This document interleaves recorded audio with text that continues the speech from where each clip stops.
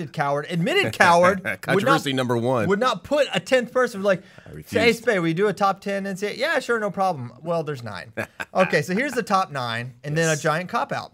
Cael Sanderson, Yohiro Uteki, could be wrong, Kyle Dake, Dan Hodge, Logan Stieber, Lee Kemp, Dan Gable, Pat Smith, Zane Rutherford. And then 1,000 wrestlers that occupy the 10 spot. I like the 30. We put in a poll so you could vote for the 10th GOAT. So there's some, you know, I take issue. Well, first of all, I have, you could call me an ageist, but these old guys, I didn't see them. There's no way they could last one period, in my opinion, with the modern era. So it's like they just get this benefit of the doubt. Because they're extremely old now. They would have a very tough time hanging with anybody. 50s. No. Oh, now we got to do time machine hypotheticals. This is the problem. It's not hypothetical. It's They're different eras. Here's my take right off the bat from saying I haven't, Christian saying I haven't seen them. I mean, I haven't seen them either, right? A couple videos, but we've all seen Gable.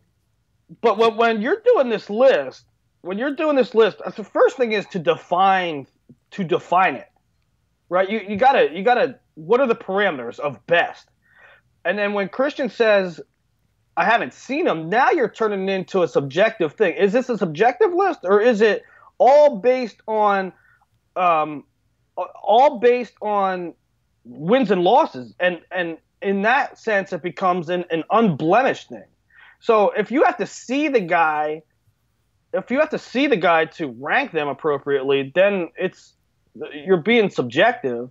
And I don't think this list is subjective. I think this list is completely objective, completely based on wins and losses. I would agree with that. I would.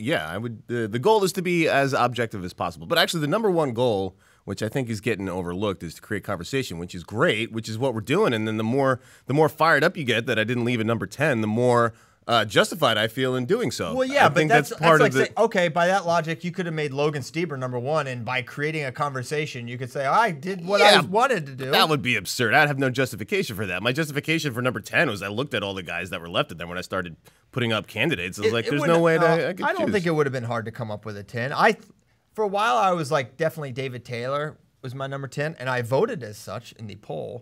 Thank you for voting. Yes, my voice was heard actually multiple times. And thank you for participating in the democratic process. I'm gonna vote again. Watch me. I'm actively rigging. Put your cookies on so that you cannot cheat. No, I'm cheating. There's no cheating. So I think for number 10, I think it's 3 for me. And they're all modern era people. Deal with it. So not putting Tony Gazzoni in there. So we have a list of 12. Good. So I love a top 12. He literally just said, he's like, I have no problem picking a number 10, and I'm going to give you my 3 number 10s. That's not what I'm saying. I'm saying there's 3 guys for me that I think you consider, and I've definitively voted for David Taylor. Tony Gazzoni, number 1. Gray Simons, number 2. No, hold on. Kyle Snyder, David Taylor, Ben Askren. I think anytime there's 2 two-time Hodge winners in there, and I think when you consider the bonus numbers for David Taylor, and there's also something indefinable with Taylor and Askren, truly, but like he kind of began, he started something, right? It wasn't just that he was dominant and really, really good, but kind of that indefinable thing that he did at Penn State and for Penn State, I think puts him on that level. And then for Askren, you could say his impact is like, man, the funk stuff he was doing was game-changing. And then you look at Snyder, the case for Snyder, 2-1-1-1. And I think if he wasn't winning world and Olympic titles, I don't know how we would view him. I mean, it's so weird. Well, the guy wrestled like 10 matches every year in the last 3 years. That's another thing for people that are listening that don't know. You cannot, in this list, in the way Spey framed it, you cannot take into consideration any international event or what the person did afterwards. Exactly. Right? You can't say John Smith or listen, Jordan Burroughs. Jordan Burroughs, no offense, he doesn't sniff this list. Right. Yeah. Two-time champion. Doesn't. So thank you, Willie. That was an important point because a lot of people, I mean, the conversation's all great. I appreciate all the feedback, but some of it was, what are you thinking? How do you leave John Smith off here? GOAT, all time. And I go, well, all right. I mean, he was obviously very good, but you basically have to win 4 NCAA championships or do something transcendent of your era to make the list. And yeah, I tried to make it as objective as possible, and I think the accolades here speak for themselves. The one thing I'd like to get your guys' temperature on, Cael Sanderson's pretty non-controversial. I'm not an ageist. I think that if you take some of these guys in the past and you drop them into the year 1990 or whatever, and you gave them all the same coaches and all the same environment, that there's no reason to think that they wouldn't do as good as certain guys, or at least we had no evidence to think that, just because obviously you look at their old films from the 60s and 70s, it doesn't compare to a practice room today. Yeah, we know that. Okay, so Utaki, Dake, Hodge, Stieber is where the first. Well, actually, the first thing comes up with Dake. There have been a lot of anti-Dake comments. Well, I don't know why. I think Dake. I think Dake should be. I would put Dake at 2 personally. I think you factor in because of your hate for the elderly. We've established. No, I think 4. No red shirt is huge for me. He had some weird losses in there in his first 2 years. Actually, really, his sophomore year had the weird losses. They weren't that weird as a true freshman. Him beating David Taylor, I highly value elite wins, and that's on this list, that's up there, right? Yeah, he beat a 2-time Hodge Trophy winner. He beat Frank Molinari. He beat Derek St. John, Reese. I think that's what vaults him for me. 4 titles, 4 years. That's something, Christian, that you can say you weren't there, you didn't see him, but it also I disagree with that in the context that this list is made of. But what you can say is you don't know the comparison. Well, you know that Dake beat Taylor, and that's like, oh my God, win, right? You don't really know what Utaki beat. Exactly. So you skewed old. You said you gave the benefit of the doubt to the old people. I could have given more benefit of that to the old people. There were all sorts of people jumping in my messages. Here's my thing. When it comes to old people, I think that a different iteration of this, and I like the list. I love the list. I think you could do a different iteration of it where you say, here is the 3-year eligibility era and the 4-year eligibility era, because that clouds so much, in my opinion. True. That's where I like Gable winning Midlands, his true freshman year. Look, you're gonna have. First of all, I'm in favor of considering Lee Kemp higher. The dude lost 1 match in his career, and it was on a referee's decision. Yeah. He's basically undefeated, except for some refs said, "Well, we'll give it to this guy." Who was the champ? Yeah. You could look back. The same thing about Snyder. Well, if he did wrestle full seasons, he was going to beat everybody. You cannot just assume that. Right. You can't just. And he also didn't, right? He wrestled a full season as a senior. He lost. Cael Sanderson had 1 undefeated season. No, he might have had 2. Two. So he had 2. Dake had 2 undefeated seasons. But my point in saying not just the old guys and the new guys, but the old guys they couldn't take a loss their freshman year. They couldn't. It's impossible. Right. Yeah. They can't take an official loss. It's not on the record. So I mean, you can say, Dake took some losses. I mean, he really only had to one. If he's only eligible for 3 years, he really only took the loss to LaValle. If you say, freshman year doesn't count. He lost to Donnie Vincent that year. Yeah. He had 2 losses. If you say Ed Ruth, Ed Ruth lost to Mike Letts. He lost to Amucha Steg. He lost to Letts. Okay, let's put it in the 3-year era, and then he has 1 loss in 3 years. Well, right? and that kind of brings up my point. And here's the guy that I would bump up significantly, and maybe you'll think this is crazy, but I think you could put Zane ahead of Logan. I really believe that. Listen, let me go. 3-year run, completely undefeated, the most dominant guy for 3 straight years. Could have won 3 Hodges. 3 Hodge. 2 Hodges. But. He won 2, should have won 3. To me, who can say that? Logan cannot say that. Logan didn't have a 3-year run where it was like, oh my gosh. I mean, he lost to Zane as a true freshman. And you want to talk 3-year era. Christian, are you saying you're advocating for perhaps Zane ahead of Logan on the 4-year thing, or if it was 3? I'm advocating for that because I'm not advocating for that, but if it was 3-year, I think Zane should be 2. You know, an interesting thing about Zane is technically he went 4 years undefeated because he won his last match as a true freshman. Then he redshirted the entire year, did not wrestle an NCAA match, and then went on a 3-year run. Well, what? All right. There's 2 things with me for this list, and I understand what Christian's saying about ageist and like it's totally different now. And as far as what Spade's saying is like, if you drop Utaki, if Utaki was born the same year as me, would he have the type of career Cael Dake had? He'd mess you up, dude. He'd probably still have his Honda Civic. Right.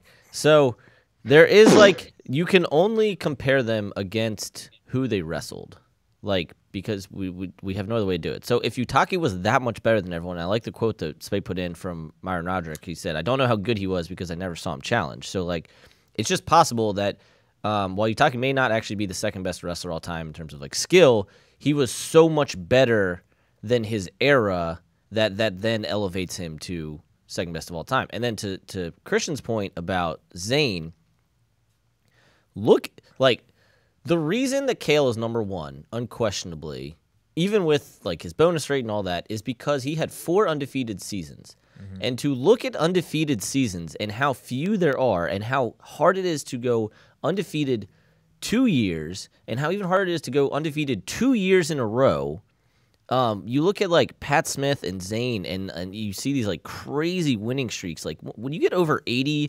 90 match winning streaks, that puts you on a whole different level of consistency. And I think more than anything, it's about consistency. It's about every match you show up and you freaking win. In my opinion, it's not. Well, I mean, there's a degree of consistency, but in the way this is done, and it's done right, it's done the only way you can do it, is that it becomes the most unblemished. And Zane was unblemished. I mean, after his freshman year, nobody sniffed him. I mean, he didn't take a loss. Yeah.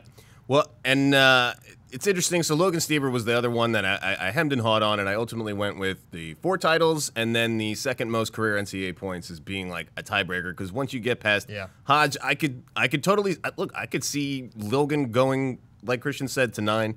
But in the end, I put a little more emphasis on the titles, and that's just kind of how it went. But Logan could also fall off the list. What were Logan's losses?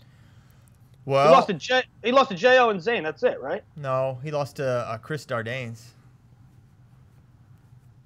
Okay. That one slipped the. Logan got. So I think. He should have overall, lost to Nick Dardanes. Yes. So I think overall folk style, like for his career, like from coming up, Logan is like crazy accolades. But he gets a lot of benefit of the doubt because if the JO match is called differently, he kind of falls off the top 9.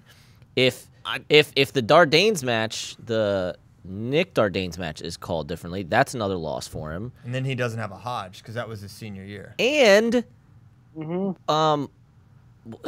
count this however you want, but then you have the CKLV his true freshman year. Well, I don't. I'm sympathetic to all that. Out. I had to throw it out too because then I thought about it and I said, because that was my first instincts, and I understand where everyone's coming from that says that. But then I ultimately didn't count any of that because then you have to go back and relitigate everybody's career and say, here's the thing that should have happened to this guy. And obviously, Cael lost to Paul Ginn. Right. And then we have a true freshman where people are redshirting, and you go, no, we're going with NCAA records and we're comparing those. And, hey, if Zane had not wrestled his true freshman year and started 149 as a redshirt freshman, maybe he obliterates everybody and he's the next Cael. And that's above I'll tell you where this is going to come back to. In 4 years, they're going to say Spencer Lee, right? If Spencer redshirted, or if Spencer was in a 3-year era, where would he fall? Because he has 2 losses. Luckily, we get to watch that all unfold. Yeah, he's got a tough. He's got a lot to do. Yeah, not that I'm not saying he can't. If Spencer breaks Cael's career points record in NCAA points, NCAA yeah. points. I think that's when it gets to a point of Yeah. and then another what if, and we might get to this today or not. I know we got to it last year with the 149 thing, but Kyle Dake's sophomore year, Darian Caldwell. Well, Another great what if. Yeah, and let's get back to Caldwell later because that actually was a question that we were asked. So this is cool. You want to get to the top, the 10th, the voting, because I have the results. All right, just read like the top 3 or 4. Of Okay, the top yeah. 10. So then, Christian had very popular opinions. The same with the rest of you. Thank you all for voting. Over 4,000. It'll be open, almost 5,000. It'll be open for the rest of the week. We're gonna get a whole week's worth of voting. Don't vote more than once. Honor system. Kyle Snyder, overwhelming favorite, over 1/3 of the votes. Number 2 would be David Taylor. He got about 13%. Then Ed Ruth and Lincoln McElravy are like dead heat for the 4th in there. McElravy, the only person who finished his career before the year 2000. Ben Askren, maybe my fault for not putting him on there. I didn't really have any 2-time champs in there, Except for Gable. Do we know how many? You know, obviously the Marionetti loss, but what were Lincoln's other losses? I think he only had one. That was only one loss. Let me see what it said under McElgravy's. Oh He no, was- 96-3, 3 NCAA champions. he lost his He true was- freshman year. Unbelievable. He won NCAAs, but he had some at least a loss, maybe more than one. We haven't had was a unbelievable. undefeated Yeah, true Talk freshman. about three-year people. TJ Williams had one loss. In 3 years. 98 and 1. Yeah, no one else got over 5%, but some of the old guys did. Bill Cole, Wade Chalice, Gene Mills, Mark Schultz. Carlton Hasselrig had a good number of votes, almost 5% there. Okay. Fun discussion. Yeah, The keep top- voting, and then we'll figure out at the end of a week what the total vote tallies are. We'll put that in an article. 165 pounds. 165. I'm excited for this weight class. I'm excited for this tier discussion, frankly. Yeah, this is gonna be a mess. Get the cleaning crew in here. Okay, so 165-pound tiers. I'm very soft on these. These I can be easily swayed from these. By the way, folks. Nomad's often soft. Okay. Tier 1 is a tier of 1, and his name is Vincenzo Joseph. He is a 2-time champion. He's the Imar Slayer in NCAA finals, at least. I call this tier. This guy's a 2-time NCAA champion. No one else has made the NCAA finals, so he's tier 1. This is more respect than maybe even reality, because Yeah, in Nomad's defense, that's tough to do. I mean, nobody has sniffed it. Nobody. What? I mean, Joseph's out here. what do you mean nobody sniffed him? No one else on this. Marinelli literally beat him last year. Oh yeah, Marinelli. did. Yeah. But I mean, Many okay. people are sniffing Vincenzo Joseph. Isaiah White had a was No, that I an said- overtime match? Nobody. I meant nobody sniffed the finals. Oh, right. Well, okay. But if you want to talk about matches, I mean, Logan Yeah. Mass has been right there with. There's many guys that have given him Well, super what I'm saying competitive is, matches. what I'm saying is, this is a tricky one in the sense that are we talking about tiers of ability or tiers of accomplishment? I guess. Well, Because this should be tiers of ability and our real life perception of how we view them. I'm okay if you have him in a tier on his own. I'm okay with that. But let's be real. Marinelli beat him. Logan Mass has been right there with him, and he's a tier 3 guy. There are 2 guys. So Vincenzo is the only one on this current list to make finals. The other guy that he wrestled last 2 years is gone. McFadden and Massa were Chenzo's semifinals opponents. He beat McFadden 3-1 this year, and he beat Massa 5-4 in 2017. If you tell me Logan Massa's healthy and is fully recovered from his injury, he's unquestionably tier 2. As I have done many times throughout this Hold on, we this haven't read tiering. the tiers. Oh, You're just seeing okay, them. good. So it's tier 2, David McFadden, Evan Wick, Chance Marsteller, Alex Marinelli.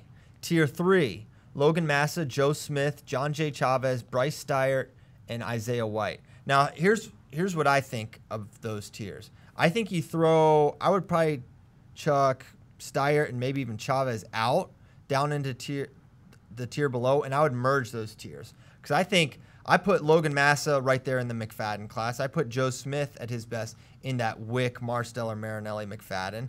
And I would even throw, and this is more personal opinion, but I think Isaiah White has shown he's right there with those guys as well. Steyer, I'm not sure. Steyer beat Chance last year. Yeah. It's Scuffle, right? He got a counter takedown, and Chance chased him the rest of the match. I mean, I like Steyer. I think Steyer great chance to place this year. For me, a tier 2, tier 3 guy, I think has the ability to sneak up into the tier 1. And I don't see that with Steyer, and I don't necessarily see that with Chavez. Even though I watched him beat Isaiah White, I will still take the guy with more consistent leg attacks. That's just the way I skew. And I think same thing with Steyer. I don't think he has those, and that's nothing against the guy. It's just he's good athlete, really hard to score on. But I think at NCAA, that gives you the ability to pick off some elite wins during the season. But I think at NCAAs, clock will strike midnight on those guys 100 times out of 100. Steyer. Ooh, shots fired. Yeah. No shots. Steyer having a win over Marsteller is good for the advanced stattery nerds. Steyer has done very well in Seton Hall Pirates Dual Impact Index, whatever you place on that. And, yeah, I don't know. We didn't see a lot of him last year. Tier 2 is really screwed up because you have this rock, paper, scissors of McFadden beat Wick beat Marsteller beat McFadden, and Marinelli beat Chenzo. But then ends his ends his season 6-6 with a brutal final dozen matches. So like, I don't know. McFadden is the only 2-time AA of that tier. He has the second most career NCAA points. He was you're right, he beat Wick twice. He was undefeated going into NCAAs. He was the 2 seed. I think McFadden is number 2, but you can convince me otherwise. Now you're talking ranking. I mean, this is a tier. I mean, that tier. I think ability-wise, he's still 2. Yeah, I kind of go with if they're healthy, Logan and Joseph Smith, you can put in that next tier. Right. Not that they'll start. I mean, Logan Massa. I think with any of these guys, you assume the best version of them, and I assume the best version of Logan, assume the best version of Joe Smith, not just like. If we're assuming the best version of Logan, then yes, he's absolutely tier 2, and probably 2 or 3. And then you could kind of combine the rest of tier 3 with some of the top guys at tier 4, maybe, or just keep it skinny. That's what CP's advocating for, a larger tier 2, and chuck a couple of tier 3 guys out. Right. So a larger tier 2 and tier 3, essentially merging like the top half of tier 3 into tier 2 and the bottom half of tier 3 into tier 4. I just think these are the guys that can give Chenzo tough matches. I think McFadden, Wick, Marsteller, Marinelli, Massa, Smith, and Isaiah White can do that. I think those guys are all excellent. So that's how I view 165. And then I really believe it. It falls off a cliff after that. Well, that's where I was getting at. It's like there's so many tier 2 and tier 3 are so good, especially if you move them up. Tier 2 is so good that it makes for the discussion of dark horses or sleepers a short argument, because how you busted into that group was so good. Yeah, and I'll read a little bit of the next bunch, and you'll probably agree. Tashane Campbell, Branson Ashworth, Tommy Bullard, Andrew Fogarty, Connor Flynn, Gordon Wolf or Cole Walter, Joey Gunther rounds out that 4th tier. And then I'll just read these last couple. Bryce Martin, John Virouette, Lenny Merkin, Demetrius Romero, Quentin Perez, and Nate Higgins. I just don't, I think Campbell kind of is who he is. Branson Ashworth is talented. He's got a lot of stuff he can do, but I haven't seen him fully put it together. I was all over Connor Flynn last year. That stock I sold it. I hung on to it. I got, Campbell, Campbell and Ashworth, last 2 years, seeded both times, so kind of some stock in that as far as like 2 consecutive consistent seasons of being top 16 guys, and then you lose out of this weight. Imar, incredible. Chad Walsh was a 4 seed. Richie Lewis was a 6 seed. Chandler Rogers, we assume that it's going to be Joseph now at 165 for the Cowboys. Nick Wanzek, who was problems. And then what's going on with Anthony Valencia? Is he wrestling this year? Oh yeah, good question. Yeah, Because it's a possibility. I I didn't forgot that he wasn't in there. Yeah, I didn't put him on there for that reason. However, I'd probably put For him what tier reason? 3. He could redshirt. Yeah. Hey, what's the situation with Stephen Glasgow? Anybody know that? Yeah, I haven't heard. Oh yeah, he should be on. He Found should be on Brook tier 4. kid. Yeah, At he's at Rutgers. He's in their lineup. Yeah, he's on their roster. I literally had him in the redshirt report the other day, and then didn't put him in here. Yeah, he would be in there. I would say if there's one guy you're like, maybe he emerges. Maybe this is a guy that can.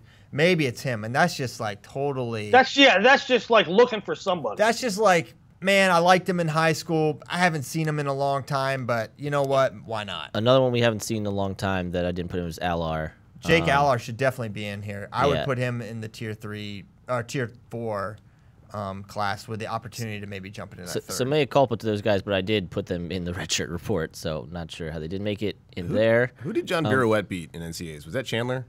Yes. Yeah, I like that guy. Birouette's solid. And he's a senior, so we'll see. All right, but anyway, so who is the second best guy? I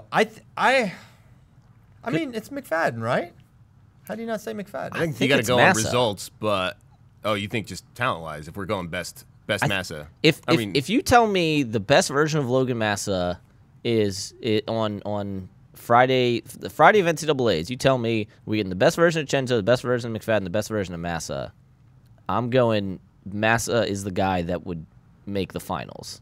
I think we might see the If best he's not version of wrestling Marinelli Chenzo. break into that as well. Well, Marinelli is like this. Like Marinelli will never finish.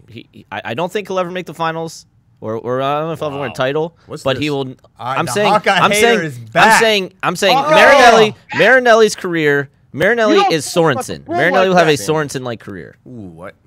which is tremendous True. and awesome. who made an NCAA final? No, there's yeah, reports I on know, it, I know. All-American. That's why I changed it. He'll never make a I final. immediately changed it. I think I it'll be immediately Brandon changed it because I was Sorensen. like, well, What? yeah. Hold but on, Nomad. Listen, you're saying that, but he had an incredible season, beat several of the guys, and was a freshman. These guys are gonna leave.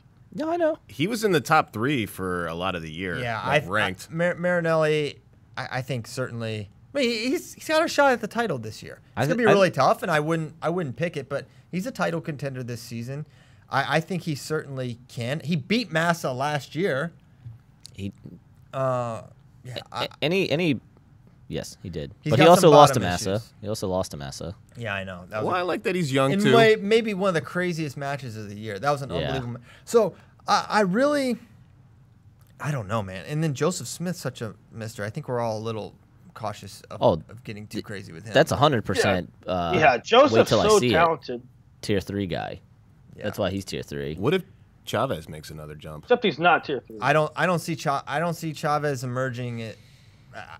I think he's an all-American Physically, guy. he's gifted enough. No, Yeah. Yes. I don't. Kid is a horse. I don't think he's got the leg attacks personally. He also doesn't have. Correct me if I'm wrong, but when I see names like McFadden, Wick, Marsteller, Marinelli, Massa, Joseph Smith, John J. Chavez, I don't think he has the All-American status. Did he have the solid season that? no. He was 16 seed. Yeah, Puts I was just it throwing right, it out so- there. I'm not like on the Chavez train. I like him, but Well, when I say solid season, I mean consistency, right? I mean, maybe this year he does have that consistency, but up until now, no. And then Wick, I'm really curious to see Wick under Bono, Reeder, McDonough, and if he just completely balled out in NCAAs last year, which is very possible, or if that's just how good he can be on a consistent basis and just really is that good. And then The biggest question this weight, we've never seen Wick Joseph, yeah, and I think that's a really interesting matchup. yeah. well, It's bizarre that we haven't. the styles are so great because they contrast so much. I mean, you can't get any physically different in one weight class than Evan Wick and Chance Marsteller, and they're both ridiculously talented. Have we ever seen Joseph Marsteller?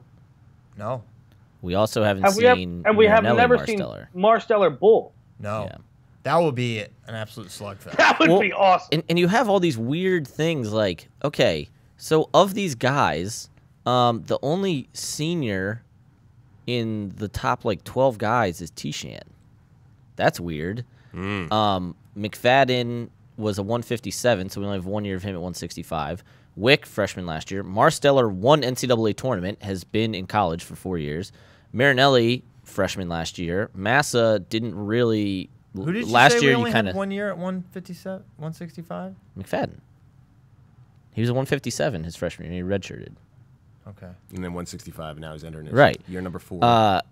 Joseph, 2 years at 157. Massa, I don't.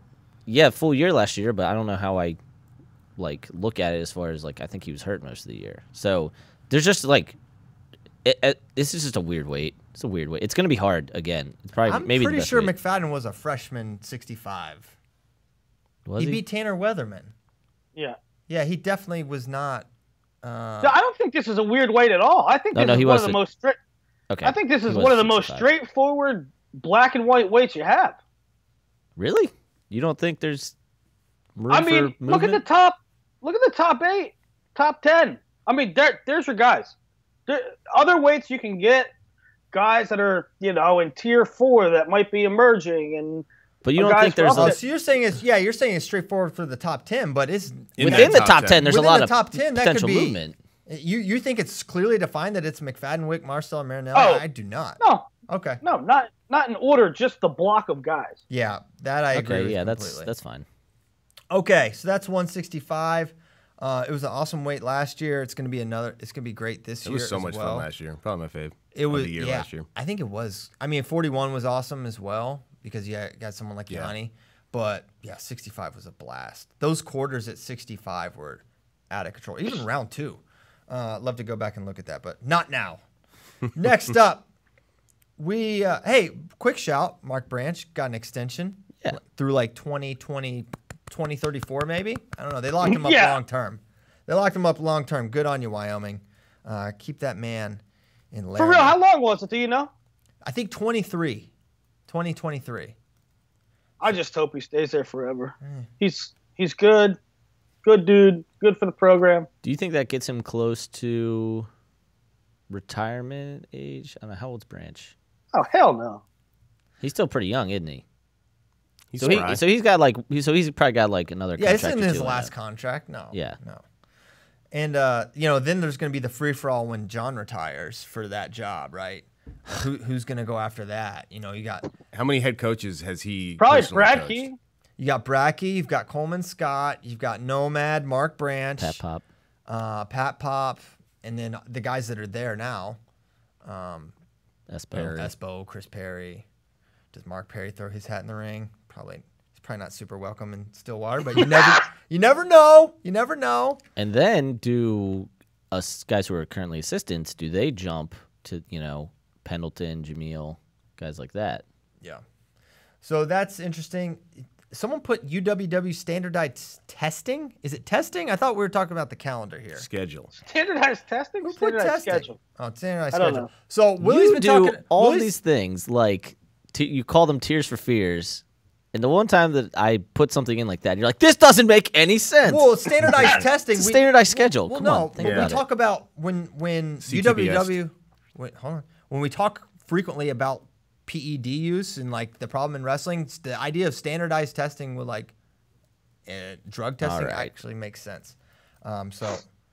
Willie's complained about this once a show for 3 months, and they're like, you know what? Fine, Willie, we're gonna do it. We're gonna get standardized, and I love it. I like it.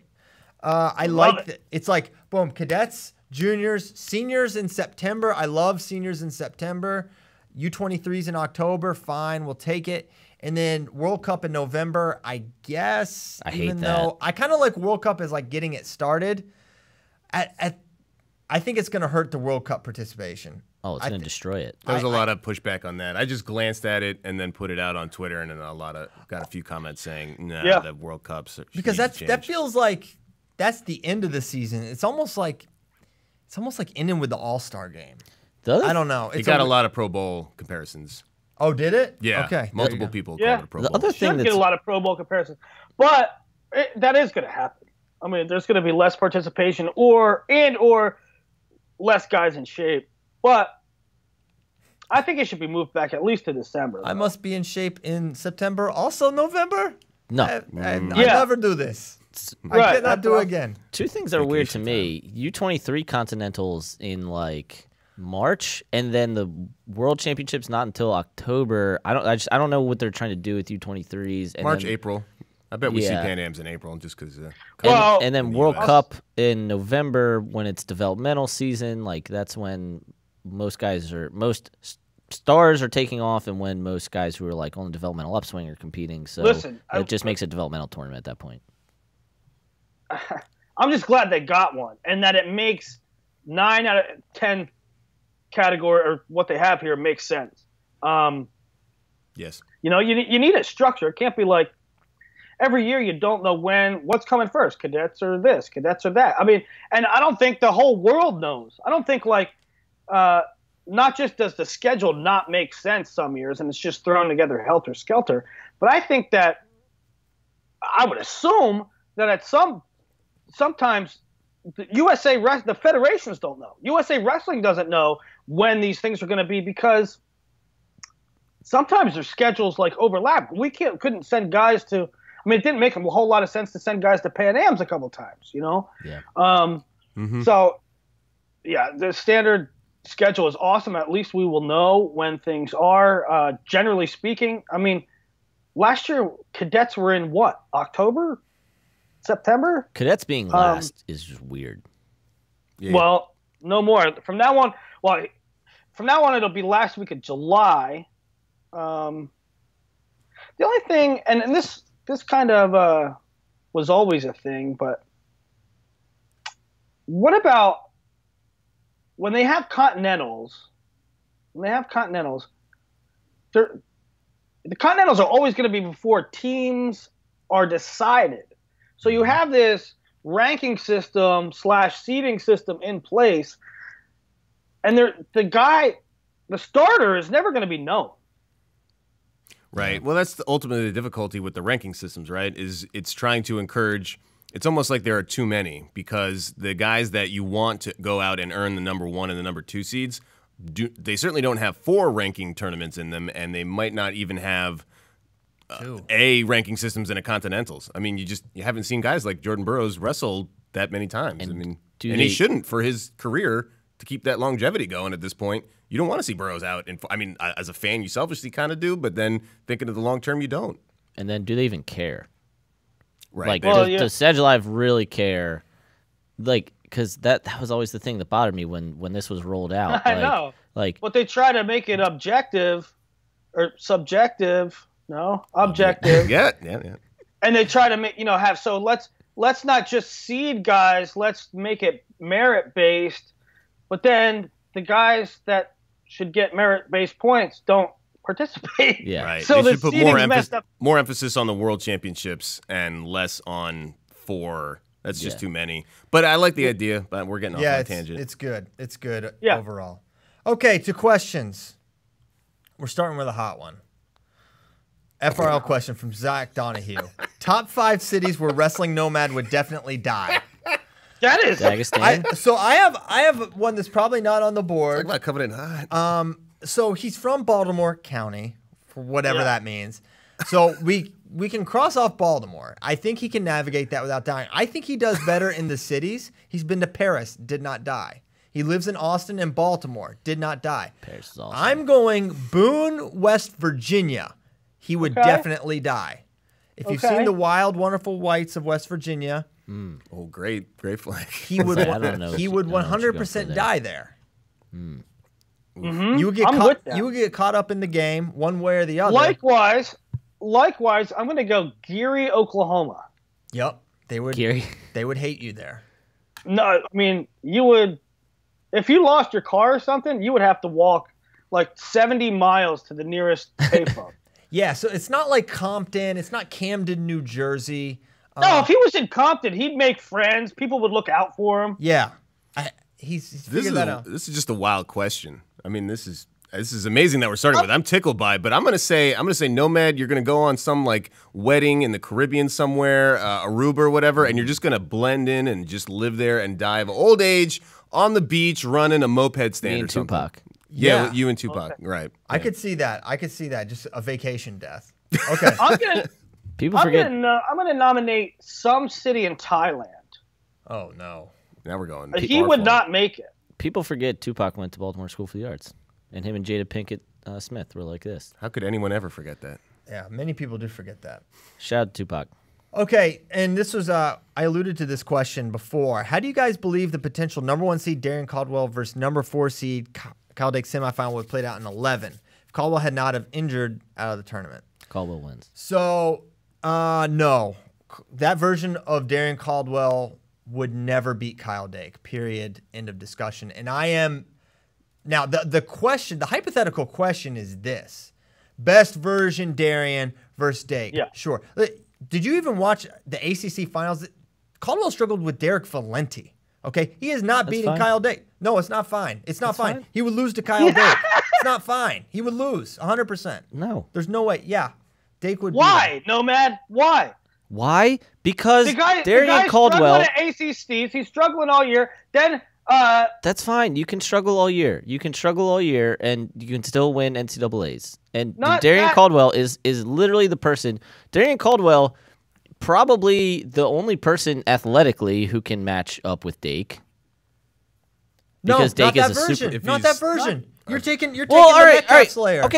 Okay, then of course not. Then no, of course not, because he was freaking injured. Like, okay, then say that. Yeah, that's. but that's not the question. yes, it is. That's not Yes, it the is. question. He was hurt that entire year. It is absolutely the question. Right. So So you're the saying question not- is if he's not hurt and doesn't have to default out, if he's not injured enough to default out and doesn't have an entire season where he's just wrestling one arm. Okay, so when then Christian said yes, the best he version, wins. you should have said yes. Yes, the he best version. wins. So of not- course he wins. So healthy Of- for the whole year, not just whatever specifically kept him out of that tournament. Yeah, I'm You want him healthy the whole year. He was hurt before the Grajales injury default. 43 minutes in. 43 minutes in. Oh my gosh. It's Every outrageous freaking to say that the time. guy. It's outrageous to say that the guy who had just beaten Brent Metcalf fully Nomad, healthy would beat Cael Dake. Christian said best version. You said it didn't matter. And then you talked about this whole thing and you said, okay, yeah, best version. So it does But matter. that's the question. What I'm saying, it doesn't matter because that's the question. The question is if Darren Caldwell is fully healthy, he beats Cael Dake. Okay. That's the thing. Like, if you're going to take the actual version of it, of course not. Of course not, because it didn't happen. Well, He didn't it's even kinda- get to him. It's not really Dead. determine whether it's best version or I'm fully just saying healthy the or- senior year version of Caldwell, that whole guy, not beaten. Yeah. Period. If I could easily. You also bring up ACC's. Cael Dake just lost in the EIWA finals a week before. He lost to LaValle. Yeah. Who was worse than Darren Caldwell. So I don't want to hear the just struggled at ACC's. It wasn't worse than Darren Caldwell. Darren Caldwell forfeited out the first match. Right. That's the point of the question. All right. Is why it's a hypothetical. This is a perfect segue because I have my answer. If you had to sacrifice Also one wasn't member second- of the second Flow match. Wrestling staff to the wrestling gods for us to win our team world title, who would you sasacrifice? The wrestling nomad. You can't say you Zach can't. Donahue again. Can't I'm sacrifice. sacrificing the 40. Can't sacrifice me for. I'm sacrificing the 43-minute into FRL version of wrestling. This was how it went. He's dead. He beat Lopachansky. And we won worlds. He beat Lopachansky 18-7. Defaulted out against Grajales. going down a rabbit hole. And then Look, he won't, lost he won't back to down. Nadir. Who is Nadir? He's listening to Tom Petty right He now. literally lost to a guy named Nadir, which is just From ironic. Northwestern? Yeah, Andrew Nadir. He was pretty good. That's an ironic way to end your career. Yeah, that's at the Nadir Yeah. career. Hey, SAT words. Yeah, I love Caldwell. One of my favorites ever. The Rahway, New Jersey. healthy Caldwell versus healthy Dake would be all time, but it will never happen. This is an easy one Happens from in Matthew heaven. Denholtz. With Team USA training at Camp Pendleton this week, which members should, world team members should our enemies most fear staying there as a Marine? And it's Thomas Gilman. Thomas Gilman, if he came out, he's like, yeah, I actually enlisted, guys. I'd be like, oh. Yeah, probably. and he's combat ready at all times. He stands so that his back is protected from his enemies against the wall in a practice room at Oklahoma State. So you're not going to get the jump on him either. Yeah. All Marine fatigues would have a stay clear patch. Yeah, they would. They would. Best to never win it from class of 18. Adam Kuhn, Bryce Meredith, Brandon Sorensen. And this guy is funny. He says, I know my answer, Chris Pyle's answer is PD3, which, yes, it is PD3. Yeah, right but in. the runner-up is Adam Kuhn. Yeah, it's Kuhn. Yep. Kuhn beat Gwiz in his career. Nelson. He beat Nelson in his career. He beat Cael Snyder in his career. It's actually a very easy. It's really, Kuhn's up there with like some of the best of all time to never win it. Truly, he's up there with Michael Jordan. He's up there with. Just kidding. Sentimentally. Oh, that was a callback from. little delay there. Sentimentally, for me, it was Willie's Meredith. already accepted that Micah's one of the best to never win it. Sentimentally, for me, had a it's big fan of Meredith, just because of like how his career went and being like a 14 and like a 10 to make the finals, and he was a senior, and then he ran into Yanni. Sorensen, I don't know. Talking about sentiment. Yeah, Sorensen, I sentiment. feel like, had the trajectory. He made the finals his sophomore year. Is that it? Or his Brandon's, freshman. there are many people like Brandon Sorensen. But my point was that like he was on that like, oh, if he's stuck behind Zane the whole time, he's going to be one of the best to never win. But then he kind of got Dropped off into the the boat, yeah. tier rather than just the clear number 2 behind Zane. Is what was my point was. Maybe Yes. he was like more of a tweener or something. Got caught between weight classes. Sorta. I don't know. He was always number 2. I mean, he lost to Lugo, but he was the number 2 guy for 3 years, right? Well, he lost to. He had some other losses in there. He lost to Micah. He lost to. I mean, his NCAA finishes were not. If he had gone 2-2-2 to end his career, then Sure. yeah. But I think what was his junior year? Was a 3 though, right? He lost to Zane in the semis that year, and Right. I think he wrestled back for third. 2016 and He 2017, beat Micah for third. he lost to Zane. He lost in 2016, lost to Zane in the finals. In 2017, he lost to Zane in the semis, wrestled back for third. Last year, he where was he last year? He lost to Perry. Oh, he lost to Ronnie Perry, Yeah. and then Kaladzik. How long before Flo Spikeball wow, this is not really a sentence, but how long before Flo adds Spikeball events to the family? This is a really tough sentence. I can't actually read it. But I think I get what he's asking if we're going to add Spikeball to the Flo Sports. We hope it happens. It's actually not out of the realm of possibility. What if it Yeah, it happens? seems. If nothing else, There's chatter. we're going to continue to play Spikeball till we can play it no more. And one reason why we couldn't play anymore would be somebody destroys all of our nets. So someone happened? So all right, I Not even can't on wait. the show today. I wish Kyle was here to defend himself, but he's not, and maybe that's gonna make it more fun. So it's Kyle was kind of the undisputed number 1 spike baller for a while, but I think Tremendous range. he's good. He's good, and he plays well with all teammates. He's the consummate teammate. He can get a lot. He's accurate. He's a complete package. He's pretty good. But we're starting to come into his lane a little bit, okay? And Spay and I were playing Bader and Bradkey. Yeah, two of the best I'll athletes. defend Bradkey while he's not here. I'm going to say that he's still much better than you guys. He's not much better. I'll say right now, he is not much better than me. He's maybe better than me. He's not much better than me. Facts. Kyle's pretty good. Yeah, you haven't seen us play in months. You have no idea what That's- you're even talking about. That's true, but I've jumped I'm levels. suspicious that you guys closed the gap. Bader's jumped levels. You can Space feel jumped levels. You can feel suspicious. That's what happened. Well, what was happening is usually I fade. After one game, I have a shelf life when I'm out there. But I was feeling really good for whatever reason, got a lot of sleep in, whatever. But we were on game 3, and at that point, I'm usually just like, you guys So- have fun. Like, I'm like hobbled. Like Game an 3 old is also when the Austin sun starts hitting. man. Oh, we're all sweaty. You are completely soaked. So here's what happened. We always do best 2 out of 3, right? Every time. And we won game 1. We lost me and Spay to Bracky and Bader. Lost game 2. Game 3, it's 7-5, okay? And basically the coolest thing you can basically do is play one off the wall. It's very challenging, a lot of angles. There's only a wall. There was 2 sides of the wall. On if there's 4 sides. So you hit it off I hit it off the wall. Spay hits it to me. I hit it off the net. It's amazing, and we ended up winning the point after a little bit. Kyle,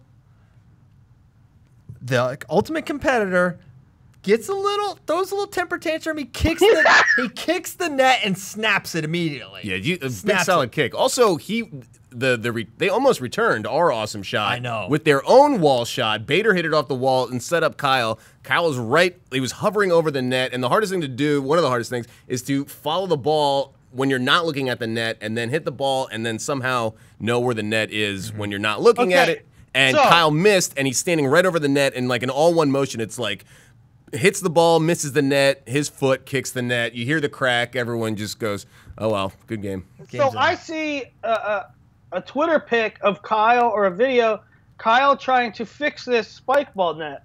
What is the status? So he could not fix it. Took it home. I figured out the solution of how to fix it way too late. He threw the old one away. So he bought a new one. And I will defend Cael because his immediate thing was, because I've for the first thing he said was, "Spay, you kick it all the time," or something like, I also get frustrated and kick the net, but I make sure I don't have the power, and I wasn't as focused in my anger as Cael was when he just delivered a devastating kill shot to the net. So, but then he came back and said, "Look, I'm a passionate guy. I care about the results. I was into the game, and yeah, I don't fault anyone for having passion." And then he made up for it the very next day. He had a new Spikeball net. Yeah, so we're good to go. We are good to go there. Lezak versus Grouss prediction at 133. It's really interesting. They are so similar. They both are very underrated on their feet. Both amazing finishers. They both can get to singles really, really well. And, of course, they're both devastating on top. And so what I'll say about this, I just believe, and anytime this happens, you just have one guy that's just a slightly better version of the other guy. It's really rare that you see those outcomes reverse. So I strongly believe Seth Grouss would win the match, though I do believe that they're really similar. They're both excellent, blah, blah, blah. NCAA tournament, all Lezak, of the above. is the only thing I would ever say is that he shows up for the big. Yeah, but here's the thing, though. Seth Grouss won it and got second. Right. I'm not picking Lezak. Yeah.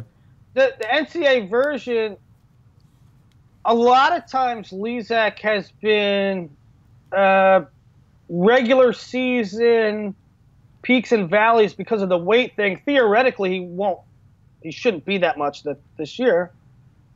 Right? Yeah. He should be a little healthier, a little more. We'll see. I think I'm going to make a prediction. I think we're still going to have some roller coaster rides with Ethan Lezak. That's why I said theoretically, because I still think he's pulling a ton of weight. I still think that's probably how he's going to be. He lives a little dangerously. I think he's going to be a lot of fun. I'm not ready to. Yeah. Real quick, we were robbed not once, but twice of Kyle Dake, Darian Caldwell that year. Could have happened at Cliff Keen, but neither of them wrestled. 2010 Cliff Keen. Well, daggone. Wow, great pull. Nomad has this matchup on his brain. Well, because now I'm like trying to go back and look at results, and there's very minimal results of Darian Caldwell. And 2010 CKLV is what you have to go back to make another point about that matchup. Neither of them wrestled. What happened? We didn't see him, I guess. Clearly, injuries may have been affecting. But Dake wasn't there either, is what I'm saying. Yeah, well. Is Spencer Lee first true freshman to win a title after not winning a title his high school senior year? Kyle Dake did not. The point I was going to make. Many people say that Kyle Dake did not win his senior year, but he did. It was his junior year he lost to Paddock, I'm pretty sure. Correct me if I'm wrong. There you go. But I believe I am not wrong. And talk amongst yourselves. I was ready for that take. So yeah, are you sure this is his senior year? Yes. I do not know of any. Paddock was junior. Yeah. There we go. So I don't think so, but I mean, there's not that many true freshmen in. That's an insane stat. Although it's wholly loaded. What do you mean by that? Very rare. Spencer was injured. Okay. No, it was he beat Nevinger. His senior year. Right. Well. Yeah, 2009 was his. Yeah. So. An NCAA true freshman champ that won it a year after not winning a state title. That is. Oh, Yanni. Yanni didn't. Yeah. Yanni also did not win a state title. No. That's also. No title for Yanni. Wow. So it happens all the time. Well, you're actually more likely to win NCAAs if you don't win states here. Don't even bother wrestling in states, guys. It was also the first time in like 70 years that we had two true freshman champs in the same year. Yeah. From Stats Inc. of Flow Sports. We also haven't. It was so. 70 years. Yeah, so it was 1947. For WW2. Yep. Freshmen couldn't even wrestle back then, could they? I guess for a Yes, couple they years. could. So Tickety I think it was 1947. Yes, when Cornell, Iowa won. I think it was 47. Oh yes. Cornell, Iowa won. They had. Nobody cares. How about nobody cares? Oh, yep, that's right. Nobody cares. Okay, well here's the thing: Tremendous Dick Hauser and Lowell Lang were forgot undefeated true nobody freshman cares. NCAA champs, and since then there has not been a true freshman undefeated NCAA champ. And Gable Stevenson will do it this year. We all remember Dick Hauser's amazing year back in Will 1947. Cael end true up with freshman. more coaching titles than Gable? What's No, Ga- what is 15. what does Gable have? Halfway 22 there. or something? 20? 15. the What? only 15. reason it won't happen is if Cael kind of goes Gable and just like hangs it up early. Yeah. There's no reason. Cael is, I don't know the word I want to use, but Cael, I'm going to use the word vindictive, and I'm going to say Cael will specifically win 16 to make sure, like he will make sure he gets to 16. Wait, what is the actual number? 15. It is 15, yeah. What's Oh, 20? What's he- 22? 21 Big Ten championships. Yeah, they won the Big Ten every single year that Gable existed at He Iowa. could get 16. 60 because he's at what right now? 6, 7. 7 right now. I don't know, man. Yeah. I think. You remember how imminent? I mean, I know this has nothing to do with anything what we're talking about, but like, it's just like your perception. It's like Tiger is going to crush Jack Nicklaus's record. Yeah, Stuff, yeah. Stuff Still- happens. no, still of will. course. But Tiger's comeback. Here it is. But I think Cael will, like, specifically, like, Cael is, I don't know if he is consciously, like, wants to kind of check off these things, but he kind of does, right? Only undefeated Competitor. 4-time national champ, Olympic gold medalist, and I think the next thing is, like, 16 national titles. Well, along the way with the next, I think the next thing is also, like, completely transform USA Wrestling into Russia. We'll see if that one happens. that I don't That think one's his gonna be hard. priorities That one's gonna are be That's hard. on the Cael USA to-do Wrestling list? right now. I don't think his think so. priorities I know. are I think they- definitely No, Penn man, State. but you can't like But- circle you can't circle 4-time undefeated national champ and then just go do it, right? No, I know, but Cael is a wholly different beast than anyone Yeah. we've ever seen. I think the competitive nature of Cael is like extremely High. understated. Yeah. And the dude is maniacally focused on winning. Maniacally focused 'cause is think better about than it- well, hold on. vindictive. Think about it like this. So he's 8 away from tying it right now. You have to figure modestly that'll take him 12 years. That's super modest, right? So he's Yeah. 12 Yeah. years away. How old is he right Assuming now? there's another hiccup or a punt year. He's 40. He's 40. So at 52, he should He might be 39. He should be tied, right? That's a long, and that's like, he could do it in 10 years, obviously. At the rate he's going, that's probably more likely, but I'm just saying modestly 12. Gable did not coach until 50. Gable was born in 48. His last year was 97. So then you have the, Cael coach longer thing. But whatever, who cares? I think it'd be interesting to see if Cael catches him before whatever his 60th birthday. Does Cael then take another challenge? Does he go transition more to USA Wrestling? Does he try to win at another school? Does he try to I start don't another s- program? I wouldn't. Or does he I Penn really State for don't. life? I don't see him doing that. I think he'll. No, I don't see him going to USA. I think if he steps out of coaching, I think he's probably not going to really coach anymore. I don't see him doing anything else. I don't think he's necessarily going to go to USA like the Zadok Burnett KJ head coach, but I mean, like, I think they're going to push hard for next year. I think they're going to push hard for 2020 Olympic trials, and I think that they want Nittany Lion Wrestling Club to be on the level of Titan Mercury, to be on the level of MIAC, to be on the level of Sunkist Kids as like its own standalone thing, and I think that's the impact that Cael wants to have on USA Wrestling. That like we have the premier. We are Dagestan. We have the premier place to train and go and win medals and titles. I can see that. Pennsylvania and Dagestan. Because How he many set fourth up the graders All-Star. can Wrestling Nomad take on at once? Asks Justin Wharton. What is also the definition of once? Like definition of meaning fourth hold on, grade.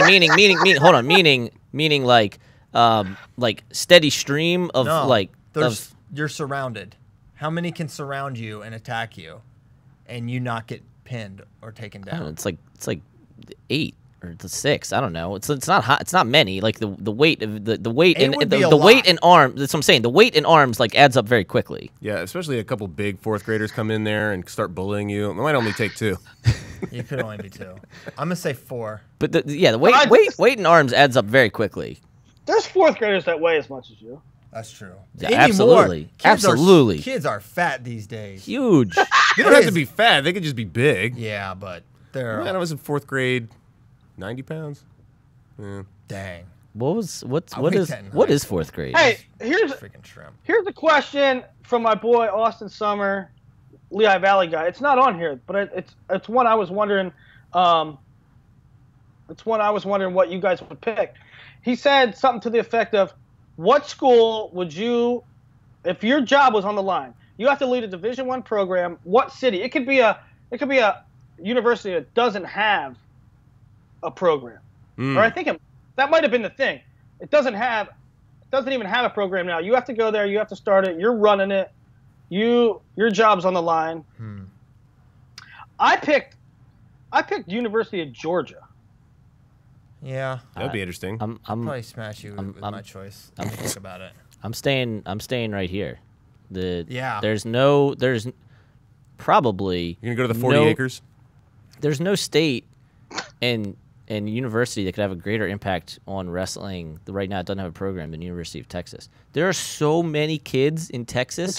Men's you and can- women's great program. pick. You can siphon so many kids from football, and Texas and all the other sports that Texas is good at will not drop off in any way.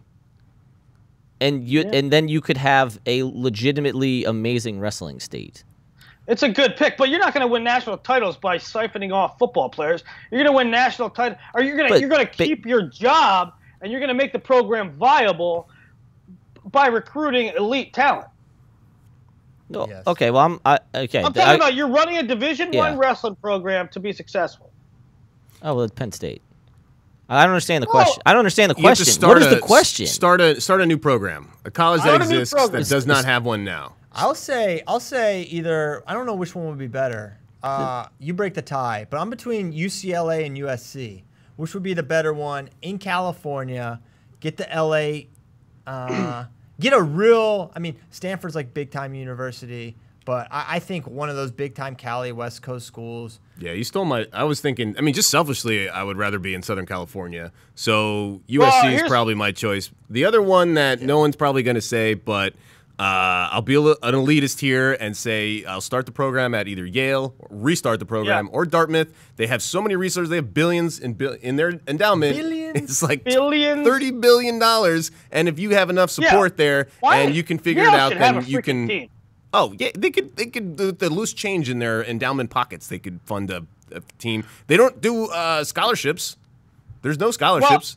Well, here's the thing. Well, there's no scholarships in Right, at Yale. Ivies, but Or anywhere. I mean, is that the place you would pick? I mean, let's say the question is, you're starting a new program. Yes. And you want to be a powerhouse. Is that the place that you start to be a powerhouse? No, yeah. Depends. If you can get institutional support. There's one then, Ivy yeah. League powerhouse ever. I'm going SC, USC. I think. Here's why I picked. Okay, when I first saw his question, I was like, Georgia. I'm going somewhere in Georgia, and I was like Georgia Tech, and I looked up where they were. I wasn't exactly sure what city they were in, and Georgia Tech is right in Atlanta. Yeah. And Georgia is outside. I would pick a school outside of a major city. I don't want to be in a major city. I just don't think it works. I think it works less well. Well, we'll see. It worked in Minnesota. I wish the Philly schools weren't all private, because that would be easy enough to pull kids you have to from pick. Pennsylvania. You have to start one from scratch. Yeah. I know, You that's can what I'm start the saying. So program at it's like 10. Villanova, is what I'm saying. Villanova is in Villanova. I like the answer is Pennsylvania. You pick a Pennsylvania school that doesn't have a team that you can draw kids to. But my thing is, But there's the- so many. pretty There's saturated. so many Pennsylvania It's already schools already. saturated. There's like 9, and there's one that's like. Yeah, I know. I Every still want big it. state. There's no other state school either. The flagships are taken. Penn That's State that. and I know. Pitt. That's the issue. Is like all of the places where wrestling is good, there already are. That's what makes it an interesting question. Not California. Not California. I don't. Yeah, Southern California. A big state, yeah. So I I disagree because I think Fresno is that dude, school. No, it's not. But it is. Fresno is in the best area for wrestling, and they're a public school. But you can get Fresno guys to go to UCLA or Southern California. For sure. Well, academically, come on, bro. If you can get the best guy from Maryland to go to Ohio State, you can get the best guy from Fresno to go But it's to a different Southern culture. California. It's a different culture there. Those kids want to stay home. University of Florida might not be a bad one either, or Florida State. I want. Florida, I think you're in better shape than Florida State. No offense to the Seminoles, but All right. Why is that? Florida's just got a better reputation. You got more You're saying as it's you're saying a as better a school. Yeah. Okay. Better school in Florida. like a recruiting advantage. Right. I was. You Yeah. got A and B. Florida's got the. I didn't know if you're going athletics or whatever. Yeah. I get what you're saying. All right. One last question, and then I want Willie to take this one away, and then we can go. Make more college predictions for uncommitted prospects. You did Jace yesterday. What do you think with him? Jace, I don't really know. I think he fits at Okie State. I'll tell you, I think he might. This is one that's not on this list, but I think watch out for Iowa State to be his 5th visit. You know what? He said something interesting. He said he's going to keep his 5th visit in his back pocket. I kind of like. I don't know. I think he's completely up in the air. In fact, he said to me that if I said, when do you think you'll commit? He goes, whenever it's right. In fact, like if it's not right, I'm not doing it. So he's so wide open right now. So I don't know. Do you have anyone you can make a prediction for? No, I do not. I really want to see where Starocki goes. I don't have anybody that. No, Kevon. I think Kevon ends up at Nebraska. I think Cam Amin ends up at Okie State. That would make. I think this happens sometimes where it's like everyone thinks about it, and then like, yeah, it's almost like they're, yeah, we're open. But at the end of the day, yeah, I know. At the end of the day, are you leaving your state? Are you leaving that tradition? Are you leaving your brothers?